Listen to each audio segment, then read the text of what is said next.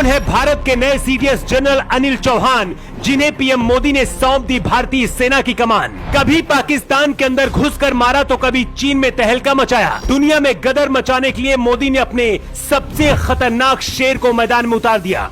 भारत के पहले CDS general Bipin Rawat का वो सपना पूरा होगा जिसके बाद पूरी दुनिया में सिर्फ भारत का दबदबा होगा। मुखौटा लगाना और दुश्मन को चुन चुन कर मारने में इस फौलादी जनरल को बहुत मजा आता है। ये वही जनरल अनिल चौहान है जिनका नाम सुनकर पाकिस्तान की सेना सहम जाती है। पाकिस्तान के अंदर घुसकर 300 से ज्यादा आतंकियों को मारने में अनिल चौहान की भूमिका बहुत बड़ी थी।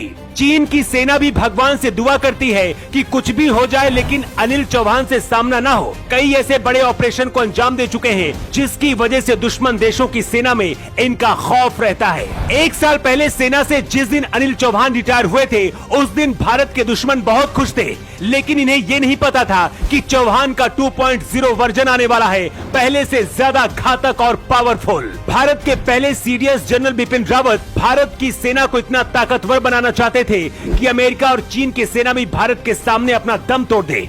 बिपिन रावत 2022 तक भारत में 4 थिएटर कमांड बनाना चाहते थे, जिसमें पाकिस्तान चीन की सीमा और समुद्री रास्ता भी शामिल था। थिएटर कमांड बनने के बाद देश की तीनों सेनाएं एक साथ युद्ध के दौरान एक दूसरे की मदद करती हैं और एक दूसरे के हथियारों का उपयोग भी कर सकती हैं। इस वक्त अमेरिका के पास 11 और चीन के पास 5 थिएटर कमांड है। चीन की एक थिएटर कमांड भारत की सीमा पर हमेशा तैनात रहती है। बिपिन रावत का सपना था कि भारत की सेना दुनिया की सबसे आधुनिक सेना बन जाए, लेकिन उससे पहले ही 9 महीने पहले सीडीएस रावत की हेलीकॉप्टर हादसे में मौत हो गई थी। ऐसा भी कहा जाता है कि साजिश के तहत चीन ने ही बिपिन रावत का हेलीकॉप्टर क्रैश कराया था, लेकिन अब अनिल चौहान ने बिपिन रावत की जगह ले ली है और उन सारे ऑपरेशनों को पूरा करने वाले हैं जो बिपिन रावत का सपना था। बिपिन रावत पीएम मोदी के बहुत खास थे। यही वजह थी कि दोनों एक दूसरे पर बहुत ज्यादा भरोसा भी करते थे।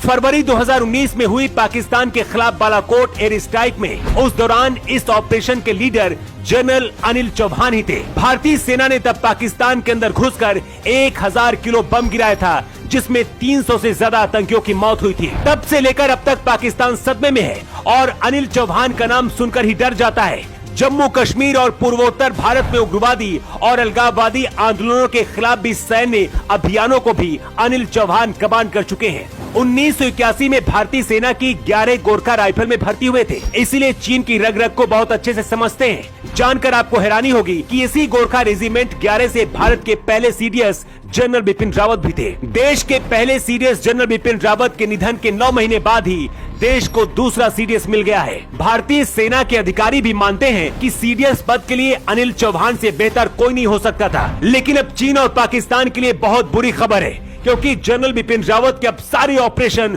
पूरे होने वाले हैं और भारत की सेना अब दुनिया की सबसे ताकतवर सेना बन सकती है। देश के नए सीडीएस जनरल अनिल चौहान को लेकर आपका क्या कहना है? आप अपना जवाब कमेंट बॉक्स पर लिखकर जरूर बताइएगा। न्यू टाइम्स के लिए ब्यूरो रिपोर्ट।